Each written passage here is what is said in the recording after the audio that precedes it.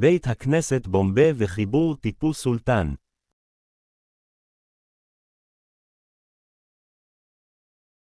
इस एपिसोड में हम पश्चिमी भारत में बने पहले सिनेगॉग और संभवतः मैसूर साम्राज्य में पहले यहूदियों के साथ टीपू सुल्तान के संबंध पर चर्चा करेंगे। अन्य जगहों की तुलना में भारत में यहूदी और मुस्लिम समुदायों के बीच एक मजबूत बंधन है। कुछ स्थानों पर वे कब्रिस्तान भी साझा करते हैं। मुस्लिम देखभालकर्ता कई यहूदी सिनेगॉग्स, स्कूलों और कब्रिस्तानों की देखभाल करते हैं। उदाहरण के लिए, मुस्लिम वार्डन बेंगलुरु, बॉम्बे और कलकत्ता में कब्रिस्तानों का प्रबंधन करते हैं और मुस्लिम समुदाय कलकत्ता में एक सिनेगॉग का रखरखाव करता है। यह अनोखा सहयोग सभी के लिए एक सशक्त उदाहरण प्रस्तुत करता है।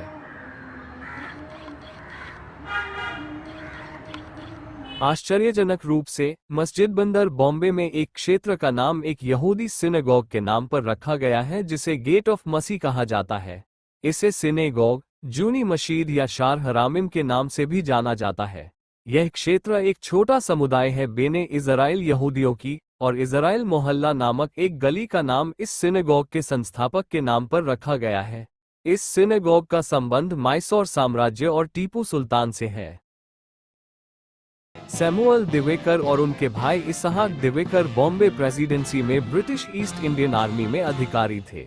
सैमुअल दिवेकर, जिन्हें सैमुअल अज़ीकियल के नाम से भी जाना जाता है, और उनके भाई इसहाक बेने इज़राइल समुदाय का हिस्सा थे।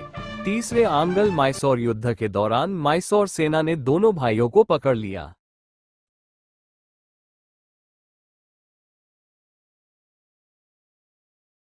मुकदमे के दौरान दोनों युद्धबंदियों को मौत की सजा सुनाई गई। सैमुअल ने बताया कि वह बेने इज़राइल जाति से है। मैसूर सेना के जांचकर्ता इस समुदाय से अपरिचित थे और उन्होंने इस मामले को टीपू सुल्तान के ध्यान में लाया। जब टीपू सुल्तान ने अपनी मां फातिमा फखर उन निसा से युद्ध के बारे में चर्चा की तो उन्होंने बेने इज़राइल और सैमुअल का जिक्र किया। फातिमा फख उन निसा ने याद किया कि कुरान में बेने इज़राइल का उल्लेख किया गया था, जो यहूदी धर्म के बारे में उनकी जागरूकता को दर्शाता है। अपनी मां की सलाह का पालन करते हुए टीपू ने दो भाइयों की जान बचाई। बाद में उन्हें अंग्रेजों के साथ कैदी की अदला बदली के बदले में दे दिया। सैमुअल और इसहाक बंबई के ब्रिटिश क्षेत्र में लौट आए। सैमुअल दिवेकर 1796 में बंबई लौट आए। उन्होंने एलोहीम को धन्यवाद देने के लिए सिनेगॉग का निर्माण कराया। ये शहर और पश्चिमी भारत में पहला यहूदी प्रार्थना स्थल था। सिनेगॉग को केनेसेत एलियाहू या दया का द्वार कहा जाता था। पश्चिमी भारत और कोंकण तट पर रहने वाले लोग यहूदी धर्म और बेने इज़राइल के नाम से जाने जाने वाले मूल यहूदी समुदाय से परिचित थे, जिनकी भारत में उत्पत्ति 2200 साल पहले हुई थी।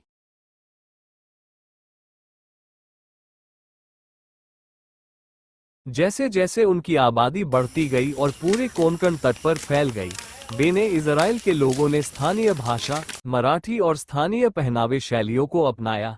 यहूदी निवास क्षेत्र की पहचान साधारण, अलंकृत सभास्थलों, प्रार्थना कक्षों और यहूदी कब्रिस्तानों की उपस्थिति से होती है, जिनमें से कई अब 1948 के बाद यहूदी लोगों के इज़राइल में प्रवास के बाद अनुपयोगी होने के कारण बंद हो गए हैं। सैमुअल स्ट्रीट का नाम सैमुअल इज़ेकियल दिवेकर के नाम पर रखा गया है, जिन्होंने सिनेगॉग का निर्माण किया था। बेने इज़राइल लोग विभिन्न राजाओं की सेनाओं में नामांकित हुए। उन्होंने अहमदनगर के शासक मलिक अंबर के अधीन काम किया। उन्होंने छत्रपति शिवाजी महाराज की सेना में भी काम किया। वे ईस्ट इंडिया कंपनी की सेनाओं में भी शामिल हो गए। 18वीं शताब्दी में बगदादी यहूदियों का बंबई में प्रवास भी देखा गया। बगदादी यहूदी मुख्य रूप से व्यापारी और बैंकर थे। अगले एपिसोड में हम बेंगलुरु के एकमात्र यहूदी कब्रिस्तान और बेंगलुरु के चबाड हाउस को कवर करने का प्रयास करेंगे। תודה שצפית בפרק הזה. הרשם לערוץ זה כדי לדעת יותר על היסטוריה לא ידועה של הודו. इस वीडियो को देखने के लिए धन्यवाद। भारतीय इतिहास के अनकहे और भूले हुए तथ्यों तक पहुंच पाने के लिए हम आपको इस चैनल की सदस्यता लेने के लिए प्रोत्साहित करते हैं।